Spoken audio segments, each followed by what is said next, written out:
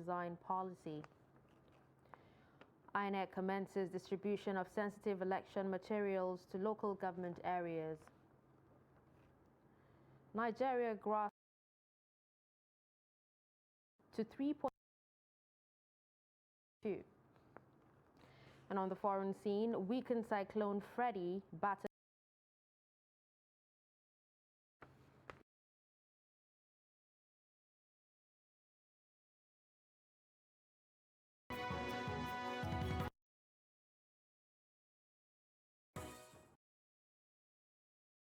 Supreme Court of in changing the implementation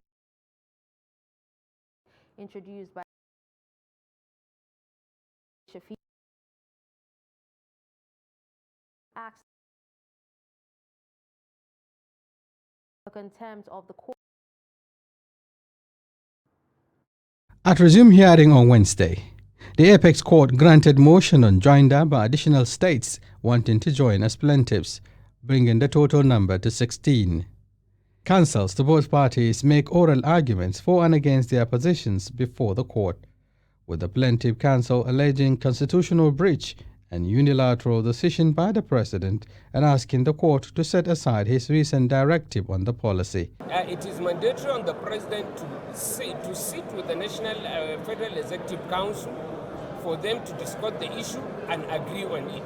It is mandatory on the president, since this is an economic issue, to seek the approval of National Economic Council, which the governor of Kano State is a member of. And the governor of Kano State said that that issue was never tabled before the National Economic Council. The president has powers, but that power must be exercised judicially and judiciously. Judicially, the president has exercised that power because he has given the directive to the CBN governor. But judiciously, has the time frame been reasonable in the context of the provision of 2023?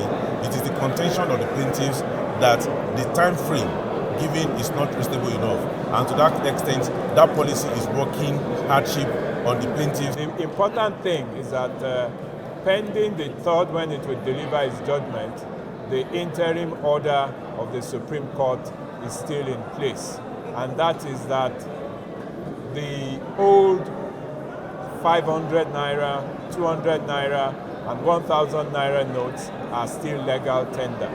That is the order of the Supreme Court. Responding to the plaintiff's argument on points of law, lead defense counsel Kanu Agabi SAN raised question of jurisdiction and overriding national interest for the implementation of the currency swap policy, pointing that the presidential directive on the matter is consistent with the earlier Supreme Court order. The president will do nothing to undermine the powers and jurisdiction of this court. We are all working at trying to salvage a difficult situation. That's where we are. The Supreme Court is trying to do that. The president is trying to do that. It's one nation, one people. We are looking for solutions. Please, those who have this naira in their hands should submit them to the CBN or any banks designated for that purpose. Nobody will lose his money if you try to comply. The Supreme Court, which rose twice to allow parties harmonize their process, fixed 3rd of March 2023 for judgment. Shapiro Suleiman, Trust TV News, Abuja.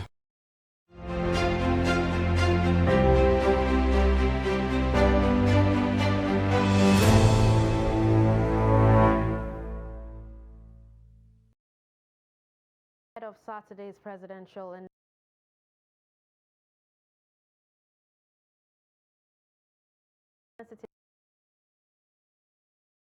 we take you to some states where confirming the commencement of the distribution of the materials in Lagos, the police public relations officer in the state, Benjamin Hundeyin, said the process was monitored by the Commissioner of Police in the state, CP Idowu Owohunwa. The Lagos State Resident Electoral Commissioner, Segun Agbaje, who is overseeing the process in the state, said INEC is ready for Saturday's presidential and National Assembly elections, adding that the materials are secure and intact. Security operatives, election observers, and other critical stakeholders witnessed the exercise, which is a major exercise leading up to the elections. In Ekiti State, the sensitive materials were being sorted at the time of this report for distribution at the CBN premises in Ado Ekiti, the state capital. The arrangements of the materials for the election are taking place under the watch of the State Resident Electoral Commissioner, party representatives, monitors and observers. Men of the Nigeria Police and other uniformed men were also within the premises to ensure maximum security. In Borno State, the Resident Electoral Commissioner Muhammad Ibrahim Magaji said the commission was prepared for the Saturday exercise as sensitive and non-sensitive materials for the elections had already arrived the state, while over 21,000 ad hoc staff are ready to conduct the voting of 2.5 million registered voters in the state. He added Marti, Kukawa, Guzamala and Abadam local government areas will be voting at super camps due to insecurity. Of course, you have Guzamala. In Guzamala, the authority is Nganze. So elections are going to, the elections that we are going to conduct in such places, normally it is a super camp. All of them who can vote in that local government, they assemble in a place. When they assemble, we allocate their wards and PUs there and then. In Zamfara State, the distribution exercise has commenced ahead of the Saturday 25th February presidential election and National Assembly elections. The distribution is being carried out at the Central Bank of Nigeria in Gusau, the state capital, amidst tight security. Representatives of various political parties, security agents and the media were handy to witness the exercise. Our plan is that we will start with the local government that are very far away. That axis. Those are the ones that we'll start with. We will bring them out of this place, and then local government by local, and we'll isolate those for the farthest. They will be, and then we'll call the vehicles. They will enter, and then they will now be loaded, and then they will hit the road fast. Nigerians are hopeful that with logistics sorted ahead of the polls, the Commission will deliver an election that will reflect the wishes of the people. The National Security Advisor to the President, retired Major General Babagana Munguno, has warned against any plot to exploit the current socio-economic situation in the country to ignite civil unrest before, during or after the general elections. The National Security Advisor, who was represented, gave the warning during the Interagency Consultative Committee on Election Security meeting held by the INEC, at the INEC headquarters in Abuja. The security advisor said government was aware of plots by domestic subversive groups and their external collaborators to exploit the current socio-economic climate in the country, occasioned by well-intended government policies to ignite civil unrest. On his part, the INEC chairman, Mahmoud Yakubu, said the commission was encouraged by the assurances of security in all locations where elections and electoral activities will be conducted. The INEC chairman said the meeting was to fine-tune the committee's operation plan for the forthcoming elections to guarantee safety for all. The concerted effort of security and the intelligence agencies to effectively neutralize the prevailing security challenges associated with insurgency, terrorism, kidnapping, banditry, separatist agitations, resource-based and communal conflict, among others. The foregoing, but also the security of all those involved in the process, ranging from INEC officials, the facilities we are going to use for the election, as well as all those who have legitimate business to be part of the electoral process, from the observers to journalists representing various national and international media organizations, to service providers like transporters and others, but above all, the voters who will cast their votes in about 177,000 locations nationwide on Saturday. Ahead of the February 25th presidential election, former President Goodluck Jonathan has urged politicians not to seek power at all costs, but to eschew hatred and violence and embrace true sportsmanship during and after the elections. In the statement signed by the ex-president's special advisor Ikechukwu Eze, Jonathan also counseled youths not to be used as agents of violence and destruction in the February 25th and March 11 polls, but to be key partners in nation building. 18 presidential candidates are jostling for Aso Rock's top job in Saturday's election. Political violence have been recorded at the rallies of some of the leading parties, fueling concern about the safety of voters in the polls. The need to uphold citizens' rights and address issues of insecurity during the 2023 general elections was the focus of a policy roundtable in Abuja. The meeting, according to stakeholders, is imperative to guarantee a non-violent, credible, free and fair elections that are just days away. Noel Sampson has more. The threat of electoral violence during and after elections, as well as the impact of insecurity on gender and electoral inclusions, are the issues discussed during the policy roundtable meeting, with a view to addressing them ahead of the polls. If we are to ensure that both in the election and in the aftermath of the election, you don't have the kind of breakout of violence that we have seen recently and more historically after the 2011 election. And there's also this consensus and belief that women may be targeted when violence occurs. What still is the fact that persons with disability may find it very difficult to escape when there's violence. So already there's this fear around persons with disability who feel that if violence occurs, they will not escape. So the best thing to do is probably to think of not even coming out to vote. And so we can see that a large chunk of those set of people might be disenfranchised. The impact of insecurity on the Independent National Electoral Commission's preparations for elections and its desire to deliver credible elections are also issues of concern for the attendees. Security shades into insecurity, and we need to have some kind of a conceptual framework in which we can say that beyond these levels of security, we are moving into insecurity. And that, so what we need to look at is that, are we at that level now where we are concerned about the level of insecurity in the country? And I think yes.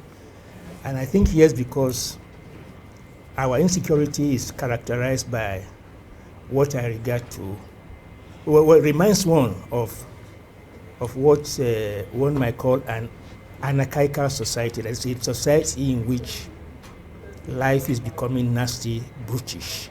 The policy roundtable is timely as it addresses issues that are key to a successful electoral polls. This is the first time we've seen what looks like a very tight race election.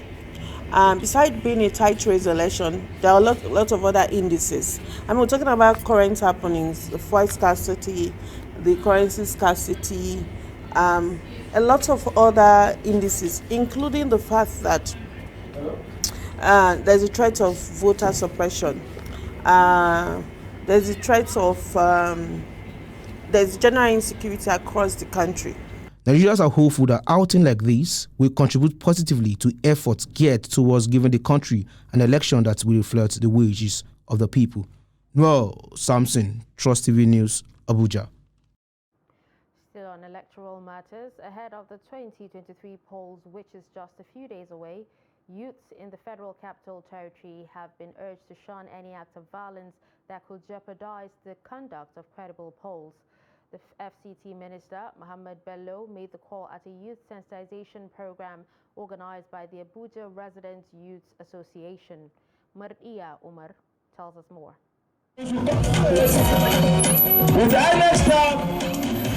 At the sensitization campaign, the president of the Abuja Resident Youth Association, Mukhtar Akoshile, stated that electoral violence perpetrated by youths has been a major clog in the wheel of Nigeria's development. Akoshile maintained that the power of the youths is in their votes, assuring that they will use it as an instrument that will propel peace in Nigeria in the forthcoming election. They should go out there and vote for their choice candidates. We are aware of the challenges the nation is facing, but they should not let that derail their thinking by going or trying to go out on Saturday to vote. We do not want to believe that some people are trying to gather anywhere to perpetrate any evil. As young people, our readers is everywhere. All of us are aware how Nigerian politicians used to cajole youth due to the poverty in the land, to use them for election violence by giving them the stipend, to use them as a dog to disrupt the election process. And we as an Abuja Youth Residents Association, it is our responsibility to come out to give our youth orientation and sensitize them. Pauline Okudi, who is optimistic about the upcoming polls, shared her expectations. Praying that let the hand of God visit this election because and we need the right person to sit on the throne who will rule us as a better Nigeria, who will bring the children and the youth future to reality. The FCT Minister Muhammad Bello, who spoke through the FCTA Permanent Secretary, advised the youths to take the forthcoming election as a rare opportunity to vote credible leaders rather than engage in violent activities. Our voice will count by the way you use your ballot, the power that you have. You remember it is one man, one vote. And the government has done a lot to assure us that all your votes will count. So what should we do? Come next Saturday, come with your PVC, go to your polling booth, cast your vote, and wait peacefully. One aspect of the elections that the world will be looking out for when Nigerians head to the polls is the turnout of Nigeria's huge youth population, which makes up over 80% of newly registered voters, according to Nigeria Independent National Electoral Commission. Martia Umar, Trust TV News, Abuja.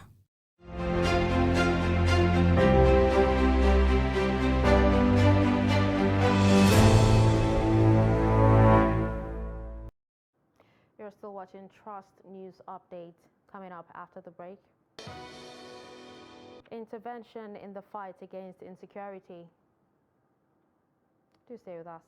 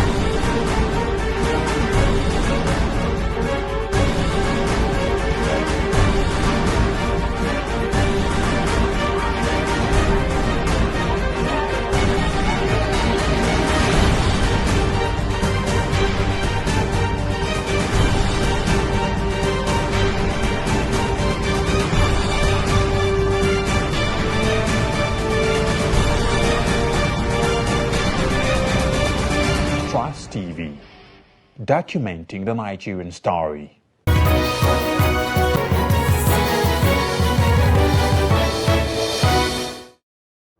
Welcome back and thanks for staying with us. You're still watching Trust News Update. Here's a recap of our top stories. We told you that Supreme Court fixes date for judgment in suits challenging Naira redesign policy. You also heard that INEC commences distribution of sensitive election materials to local government areas. Moving to other stories, the Rivers State Police Command says it has commenced investigation into the explosion that occurred at a Port Harcourt-based radio station, Wish 99.5 FM. Suspected arsonist on Tuesday night threw an explosive device into the generator house and transformer area of the station. The station is owned by Chinyere Igwe, a member of House of Representatives and a strong supporter of Atiku Abubakar in Rivers State. Rivers State Police Command Public Relations Officer Grace Iringe Koko, in a press statement issued in Port Harcourt on Wednesday, said operatives of the explosive Ordnance Department of the State Police Command have been deployed to the scene for swift and detailed investigation with a view to ascertaining the veracity of the information and to unravel the exact cause of the explosion. Iringe Koko assured that if the incident was indeed orchestrated by anyone or group, the culprits will be hunted down and made to face the full wrath of the law. On insecurity, President Muhammadu Buhari has launched over 300 vehicles, state-of-the-art security equipment and gadgets procured by the Coalition Against COVID-19 to aid the fight against insecurity. President Buhari launched the equipment on Wednesday before the commencement of the National Security Council meeting ahead of Saturday's presidential and National Assembly elections. The president said he is proud to lead the country at this time of its existence because of the enormous contributions of the private sector to fight societal ills. Kehinde Amodu reports. The Coalition Against COVID-19 is a private sector-led organization in Nigeria established to assist the government in combating the coronavirus disease. It was launched on March 26, 2020, following an announcement by the governor of the central bank, Godwin Emefiele. But after successfully delivering on its mandate by mobilizing over 82 billion naira for medical supplies, construction of isolation centers, feeding of over 10 million people, risk communication and advocacy, the coalition is going a step further. There is 12 billion naira worth of security equipment being launched at this event by President Buhari. I am exceedingly honored to be the President and Commander-in-Chief of the Armed Forces of the Federal Republic of Nigeria. At this time, I am gratified to have the honor of leading a country whose private sector willingly galvanizes itself to raise funds to enthusiastically support government in resolving social ills. I am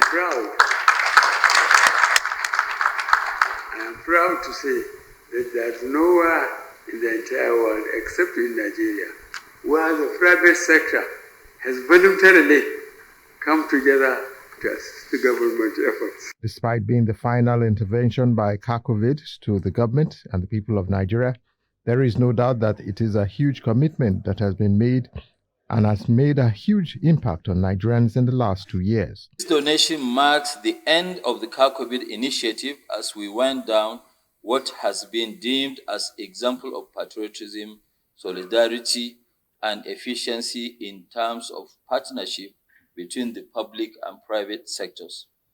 This is a lesson in the power of collaboration for a worthy cause. The coalition COVID is a good example of what Nigeria must become: a nation of patriotic solidarity of individuals and cooperation and effective collaboration of the public and private sectors. The words of President Buhari aptly captures the value of this intervention. He notes that such a patriotic gesture is proof that nationalistic determination is still alive in Nigeria in the face of enormous challenges pervading the world and the country. From State House, Abuja, Kehinde Amodu, Trust TV News. In business, Nigeria recorded an annual gross domestic product growth of 3.1% in 2022, representing a 0.3 percentage points decline from the 3.4% recorded in 2021. But the GDP growth in the fourth quarter of last year rose to 3.52% from 2.25% in the third quarter of 2022. The improved GDP growth in the fourth quarter of 2022 was driven mainly by the services sector, which recorded a growth of 4.69% and contributed 56.27% to the aggregate GDP. The National Bureau of Statistics disclosed this in the just-released GDP report for the fourth quarter of 2022. On the foreign scene, a 27-year-old man drowned in rising sea waters just before Cyclone Freddy made landfall on the Indian Ocean island on Tuesday evening, packing winds of around 130 kilometers per hour. Around 16,600 people were affected and more than 6,750 homes damaged, the National Risk Management Office said on Wednesday morning, adding that the toll had risen to 4. France's weather service Meteo France said Freddie weakened as it began its path across the island and now had an average wind speed of 55 kilometers per hour, gusting to 75 kilometers per hour. The storm brought less rain than feared, but still ripped roofs off buildings and flattened rice fields and fruit trees. It made landfall north of Mananjari, a coastal town of 25,000 people that remains devastated by last year's cyclone Batsirai, which killed more than 130 people across Madagascar. And finally, in sports, the Confederation of African Football has granted Guinea-Bissau permission to host the Super Eagles at home in a 2023 Africa Cup of Nations qualifier next month. The match day 4 encounter will hold at the National 24-day Setembro Stadium on March 27th. According to information on the official Facebook account of Guinea-Bissau Football Federation, CAF approved the ground after an inspection exercise last weekend. The stadium has undergone renovation works in the past few weeks, and CAF officials are happy with the state of the ground. The match was initially scheduled to take place in Morocco. The Drutus will take on the Super Eagles in the first leg at the Moshood Abiola Stadium on March 24. And with this, we've come to the end of Trust News Update. Don't forget to follow us across all our social media platforms. I'm Darshan Husseina Usman. Thanks for watching.